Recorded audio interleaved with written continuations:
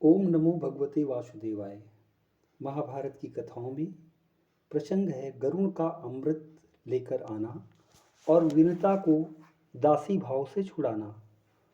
उग्र श्रवाजी कहते हैं, सूर्य की किरणों के समान उज्जवल और सुनहला शरीर धारण करके गरुड़ ने बड़े वेग से अमृत के स्थान में प्रवेश किया।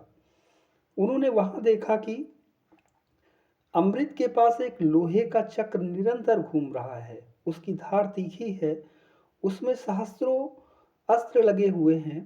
वह भयंकर चक्र सूर्य और अग्नि के समान जान पड़ता है। उसका काम ही था अमृत की रक्षा। गरुड़ जी चक्र के भीतर घुसने का मार्ग देखते रहे।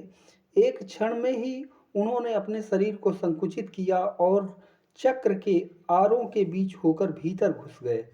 अब उन्होंने देखा कि अमृत की रक्षा के लिए दो भयंकर सर्प नियुक्त हैं। उनकी लपलपाती जीभें, चमकती आंखें और अग्नि की सी शरीर क्रांति थी। उनकी दृष्टि से ही विष का संचार होता था। गरुड़ जी ने धूल झोंक कर उनकी आंखें बंद कर दी। चोंचों और पंजों से मार मार कर उन्हें कुचल दिया, चक्र को तोड़ डाला और बड़े वेग से अमृत पात्र लेकर वहां से उड़ चले।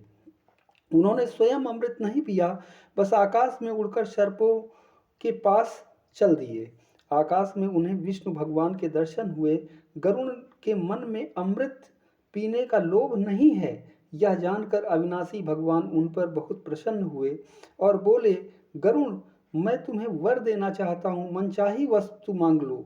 गरुड़ ने कहा, भगवान, एक तो आप मुझे अपनी ध्वजा में रखिए और दूसरे मैं अमृत पिए बिना ही अजर अमर हो जाऊं। भगवान ने कहा, तथास्तु। गरुड़ ने कहा, मैं भी आपको वर देना चाहता हूँ, मुझसे कुछ मांग लीजिए। भगवान ने कहा, तुम मेरे वाहन बन जाओ। गरुड़ ने ऐसा ही होगा कहकर उनकी अनुमति से अमृत लेकर यात्रा की। अब तक इंद्र की आंखें खुल चुकी थी। उन्होंने गरुड़ को अमृत ले जाते हुए ले जाते क्रोध से भरकर वज्र चलाया। गरुड़ ने वज्राहत होकर भी हंसते हुए कोमल वाणी से कहा, इंद्र, जिनकी हड्डी से यह वज्र बना है, उनके सम्मान के लिए मैं अपना एक पंख छोड़ देता हूं। तुम उसका भी अंत नहीं पा सकोगे। वज्राघात से मुझे तनिक भी पीड़ा नहीं हुई है। गरुड़ ने अपना एक पंख गिरा दिया। उसे देखकर लोगों को बड़ा आनंद हुआ। सबने कहा, जिसका यह पंख है उस पक्षी का नाम सुपर्ण हो। इंद्र ने चकित होकर मन ही मन कहा, धन्य है यह पराक्रमी पक्षी। उन्होंने कहा, पक्षीराज, मैं जानना चाहता हूं कि तुम में कितना बल है, साथ ही तुम्हारी मित्रता भी चाहता हूं। गरुड़ ने कहा, देवराज, आपके इच्छा अनुसार हमारी मित्रता रहे। बल के संबंध में मैं क्या बताऊं। अपने मुंह से अपने गुणों का बखान, बल की प्रशंसा सत्पुरुषों की दृष्टि में अच्छी नहीं है। आप मुझे मित्र मानकर पूछ रहे हैं तो मैं मित्र के समान ही बतलाता हूं कि पर्वत, वन, समुद्र और जल सहित सारी पृथ्वी को तथा इसके ऊपर रहने वाले आप लोगों को अपने एक पंख पर उठाकर मैं बिना परिश्रम के उड़ सकता हूं। इंद्र ने कहा, आपकी बात 16 आने सत्य है। आप अब मेरी घनिष्ठ मित्रता स्वीकार कीजिए। यदि आपको अमृत की आवश्यकता ना हो तो मुझे दे दीजिए।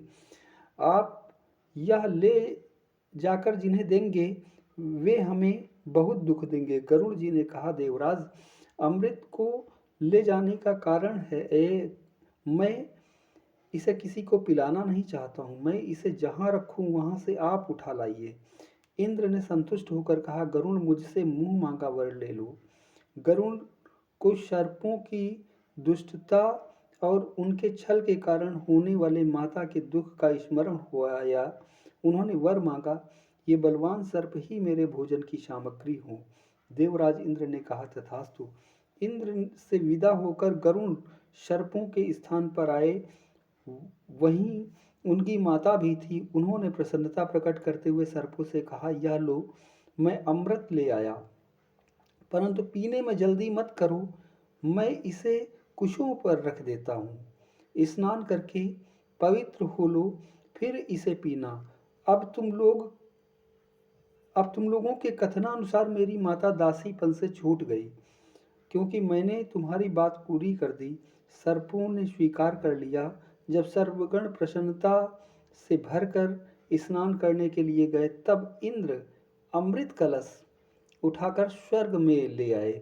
मंगल कृत्यों से लौटकर सर्पों ने देखा तो अमृत उस स्थान पर नहीं था। उन्होंने समझ लिया कि हमने विनता को दासी बनाने के लिए जो कपट किया था उसी का यह फल है।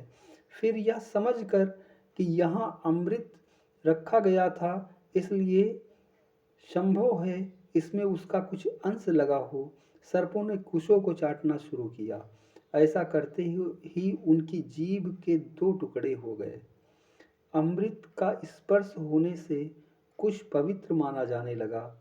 अब गरुड़ कृतकृत्य होकर आनंद से अपनी माता के साथ रहने लगे। वे पक्षीराज हुए, उनकी कीर्ति चारों ओर फैल गई और माता सुखी हो गई। ओम नमो भगवते वासुदेवाय।